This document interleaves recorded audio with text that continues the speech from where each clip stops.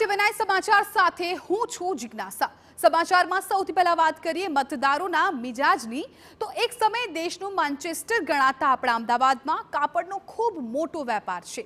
ત્યારે મતદારોના મિજાજમાં અમે કાપડના વેપારીઓ સાથે વાતચીત કરી, તેમને પડતી પરેશાનીઓથી લઈને તેમને અસર કરતા મુદ્દાઓ પર તેમની સાથે વાત કરી। સાંભળો કેવો છે વેપારીઓનો મિજાજ।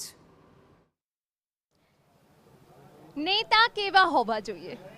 नेता एवा होवा जोईए जे जनतानी वात सांभळे, जनताना प्रश्नो उठावे। नमस्कार, मतदानना मिजाजमां आपनुं स्वागत छे। तमारी साथे हुं छुं हिना। आपणे आवी पहोंच्या छे मणिनगरना सिंधी मार्केटमां के ज्यां बहोळा प्रमाणमां वेपारी वर्ग छे।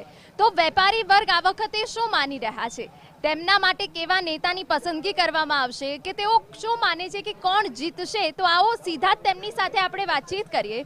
અહીંયા વેપારી જે વર્ગ છે તેમના પ્રમુખ પણ છે, તેમની સાથે વાત કરીએ। મહેશભાઈ અહીંયા આપણી સાથે છે। મહેશભાઈ, કોણ જીતશે આ વખતે?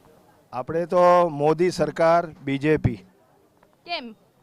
બસ એ હિન્દુ રાષ્ટ્રને મને બહુમતી આપે છે અને હિન્દુ બધા એક કરે છે, એટલે મોદી જ આવવા જોઈએ। તમારા વેપારી વર્ગના મહત્વના મુદ્દાઓ કયા છે જે અત્યાર સુધી નથી થયા?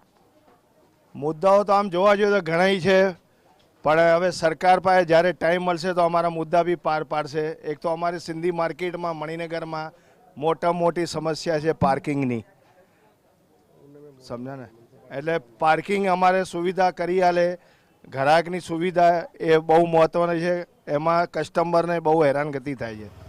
કાકા, તમે શું કહેશો, કેવા નેતા તમારે આ ચૂંટણીમાં જોઈએ છે? નેતા અમારે એક જ જોઈએ, ખાલી મોદી સરકાર। કેમ બીજી કોઈ સરકાર નહીં? બીજી સરકાર કામ નથી કરતી ને। મોદી સરકારે કેટલું સારું કામ કર્યું છે, એ અમારે કામ જોઈએ। બિલકુલ, ગણાવો કેટલા સારા કામ અત્યાર સુધી તમને બહુ ગમ્યા હોય? અમારે બહુ ગમ્યા છે ફ્રેન્ડ। આપણે સારામાં સારું ટ્રેનોની સુવિધા કરી છે, મેન તો નદીનું સમીકરણ કરી રહ્યા છે હમણાં। કાશ્મીરમાં 370 હટાડ્યું એ સારું કર્યું, 35 એ હટાડ્યું એ સારું કર્યું, અને હજુ આગળ ધ્યાન આપવા જેવું છે કે ભાઈ જેવી રીતે હમણાં બ્રિજ કન્સ્ટ્રક્શન થાય છે ઇન્ફ્રાસ્ટ્રક્ચરમાં, એમાં થોડી પોલ વધારે ચાલે છે અને બ્રિજો જલ્દી બંધ થઈ જાય છે અને તૂટી જાય છે। એ ના થવું જોઈએ, થોડું ધ્યાન આપવું જોઈએ। વિકાસની વાત કરીએ, કામ સારું છે। બિલકુલ, વિકાસની વાત કરીએ તો વિકાસની દ્રષ્ટિએ તમને કેટલું લાગે છે 2019 થી અત્યાર સુધી કેટલો સારો વિકાસ? વિકાસ તો બહુ થયું છે, ગુજરાતનું ડેવલપમેન્ટ તો બહુ થયું છે। એ પછી બી આ રિવરફ્રન્ટ બનાવ્યું છે, ઘણા બધા વિકાસો કર્યા છે કેન્દ્ર સરકાર રાજ્ય સરકાર મળીને। એ પછી બી આ 3 તલાક હટાયું, સીએનો કાયદો લાયા, અત્યારે જે બી મોદી સરકાર કરી એ સારા કાયદા લાવે છે, હિન્દુની ફેવરમાં કાયદા આવે છે બધા, એટલે હિન્દુઓ એક થાય એના માટે જ થાય છે, અને સરકાર જોઈએ તો મોદી। બિલકુલ, વેપારી વર્ગને જે સૌથી વધારે પ્રશ્ન નડતો હોય એ કયો છે? સૌથી હમણાં પ્રશ્ન જે અમને નાના વેપારીઓ નડે છે ને, ઇન્કમ ટેક્સ વાળા જે કાયદો કાઢ્યો છે ને હમણાં કે 45 દિવસમાં એમએસસીમાં જે પેમેન્ટ તમારે ચૂકતે કરવાનું છે, તો અમારે 25 પાર્ટી હોય તો 25 પાર્ટીને એક જ ઝટકે પૈસા કેવી રીતે આપવા? બેંક અમને એટલા બધા રૂપિયા આપી નથી દેવાની એમને એમ। પહેલા અમને ક્રેડિટ મળતી હતી, હવે ક્રેડિટ નથી મળતી। પહેલા અમને 60 ડેથી લઈને 90 ડે 120 ડેઝ આપણે ક્રેડિટ મળતી હતી, એ ક્રેડિટ બંધ થઈ ગઈ તો નાના વેપારી માલ ક્યાંથી લાવશે અને વેપાર કેવી રીતે કરશે? આજે કોઈ પણ વસ્તુ બને છે એના બનતા છે ને 30 થી 40 દિવસ લાગી જાય છે મેન્યુફેક્ચર। મોટા જે વેપારીઓ છે 50 કરોડથી ઉપર ટર્નઓવર છે, એ લોકોને ફ્રી, એ લોકોને કંઈ તકલીફ નહીં, કોઈ કાયદો નહીં નડે, અને ફક્ત નાના વેપારીઓને જ નડે છે આ કાયદો। ઇન્કમ ટેક્સનો એક મુદ્દો તમને નડી રહ્યો? જબરદસ્ત નડી રહ્યો છે, જબરદસ્ત। તમે શું માનો? હવે 3 મહિને 4 મહિને ઉધારી પર માલ લાવતો હોય વેપારી, તો જરૂરથી પેલો સામેવાળો 5-10% ટોકીને જ આપવાનો છે ભાવમાં, એડજસ્ટ કરીને આપશે ને એનું ઇન્ટરેસ્ટ, અને એ તો ગયું અને ઉપરથી 45 પેમેન્ટ આપો, તો અમને તો બે બાજુ નુકસાન।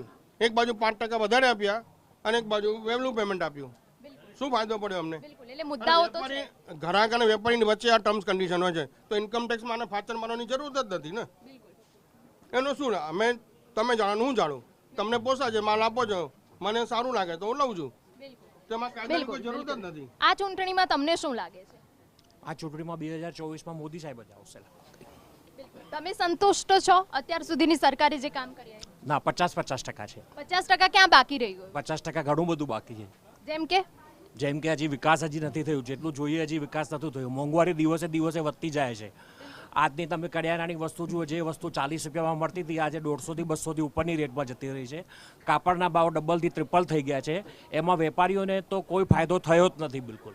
જે બી ફાયદો થયો છે બધું મોટા મોટા જે વેપારીઓ છે ઉદ્યોગપતિઓ છે બધું એમને જ ફાયદો થયો છે, નાના વેપારીઓને કોઈ ફાયદો થયો નથી.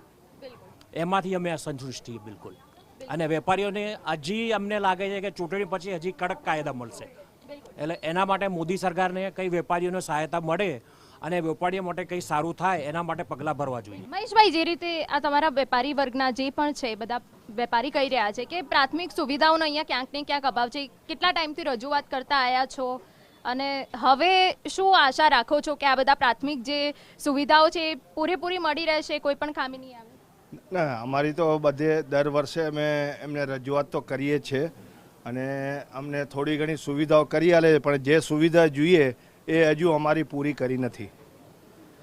દર વર્ષે અમે કોર્પોરેશનમાં જઈએ, ભાઈ આ ગટર લાઈનો સાફ કરો અને આ બધું પાણી ભરાય છે એનો નિકાલ કરો, પણ એ હા કરીને પછી મને જતું કરી નાખે છે, થોડું મને સાફ સફાઈ કરીને અમને સંતોષ કરીને આપે છે.